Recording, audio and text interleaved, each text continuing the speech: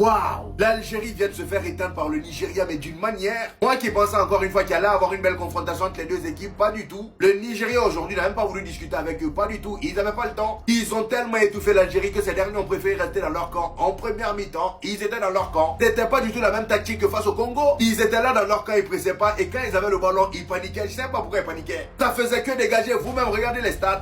En première mi-temps, 0 tir au total. Pas de tir cadré, 0 tir au total. Et en deuxième mi-temps, en espérant au moins un petit sursaut d'orgueil, pas du tout. Toujours 0 tir cadré. Il a fallu que Bounedjah rentre en jeu pour qu'ils aient leur premier tir cadré. Et le Nigeria, footballistiquement parlant, les amis, il faut qu'on en parle. Ils avaient l'air tellement déterminés et confiants sur le terrain aujourd'hui que ça en devenait flippant. Regardez le premier but. Sur un magnifique centre d'Onyemaechi sur le côté gauche, Osimhen réussit à s'isoler au deuxième poteau. Il saute, il met la tête tranquillement. But. Juste après ça, à la 58e minute, le même Victor Osimhen sur un magnifique contre du Nigeria. Tellement le gars est physique, il tue un défenseur de l'Algérie, regardez-le par terre. Il arrive devant la surface à 1 contre 1 avec le dernier défenseur de l'Algérie. Il aurait pu partir tout seul, sauf que non. Encore Adam s'était mieux placé. Il lui fait la passe, le gars se retrouve face au gardien. Il aurait pu tirer, et bah non, il a préféré dribbler le gardien. Il dribble le gardien et il fout le ballon dedans, 2-0. Et ce qui est fou dans tout ça, c'est qu'ils auraient pu marquer plus de 4 buts aujourd'hui dans ce match. Il y a même un but du Nigeria qui a été sauvé sur la ligne en première mi-temps. Bref, des occasions, ils en ont eu. Maintenant, moi, la question que je me pose, c'est comment le Maroc va s'en sortir face à eux là. Et j'espère vraiment que cette fois-ci, les arbitres vont nous laisser tranquilles, laissez-nous profiter du vrai football. Déjà qu'aujourd'hui aussi, il y a eu des décisions bizarres d'arbitrage. Et pour ce match Maroc-Nigeria, s'il vous plaît, faites-nous plaisir.